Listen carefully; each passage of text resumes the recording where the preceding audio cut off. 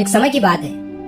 एक पिंजरे में कुछ बंदरों को डाल दिया जाता है और उस पिंजरे में एक सीढ़ी रख दी जाती है और उस सीढ़ी के ऊपर कुछ केले रख दिए जाते हैं। अब जैसे ही उस पिंजरे में के बंदरों को सीढ़ी के ऊपर केले रखे हुए दिखते हैं तो उन बंदरों में का एक बंदर सीढ़ी पर चढ़ने की कोशिश करता है और जैसे ही वो सीढ़ी पर चढ़ता है तो उन सभी बंदरों पर ठंडा पानी डाल दिया जाता है। अब फिर से उन्हीं बंदरों में का कोई दूसरा बंदर जैसे उस सीढ़ी पर चढ़ने की कोशिश करता है तो फिर से उन सभी बंदरों पर ठंडा पानी डाल दिया जाता है।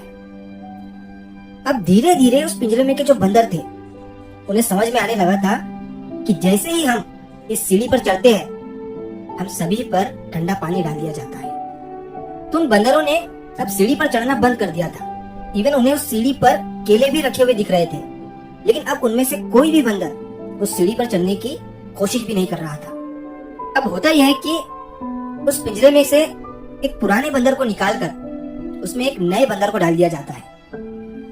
अब वो नया बंदर जैसे ही पिंजरे में आता है तो उसे सीढ़ी दिखती है और सीढ़ी पर रखे हुए केले दिखते हैं। तो नया बंदर जैसे ही सीढ़ी की तरफ सीढ़ी पर चढ़ने की कोशिश करता है तो दूसरे जो बंदर थे वो उसे पकड़कर मारने लगते हैं, क्योंकि उन बंदरों को पता था कि ये जैसे ही सीढ़ी पर चढ़ने की कोशिश करेगा हम सब पर ठंडा पानी डाल दिया जाएगा।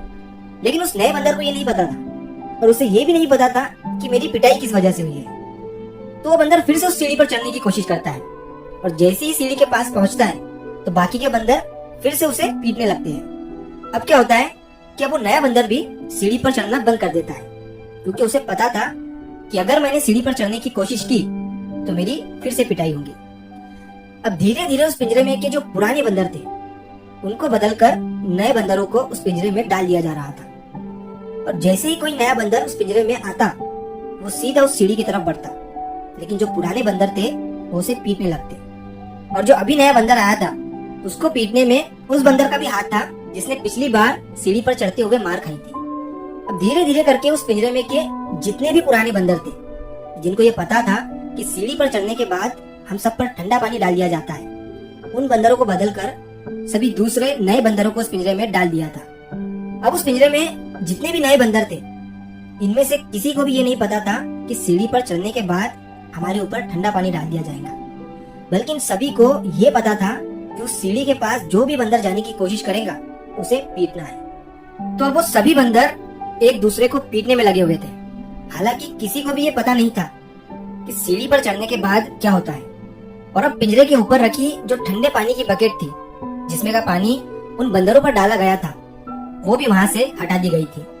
मतलब कि अगर अब कोई भी बंदर उस सीढ़ी पर चढ़कर केले लेने की कोशिश करता तो उसे केले मिल जाते, लेकिन अब उस पिंजरे में जितने भी बंदर थे उन्हें पता ही नहीं था कि सीढ़ी पर चढ़ने के बाद क्या होगा, क्योंकि उन सबको यही पता था कि जो भी सीढ़ी के पास जाएगा उसे पीटना है। तो इस कहानी से हमें ये सीख मिलती है कि कई बार हम अपनी जिंदगी में बिना सवाल किए वही करते रहते हैं जो लोग करते आ रहे हैं।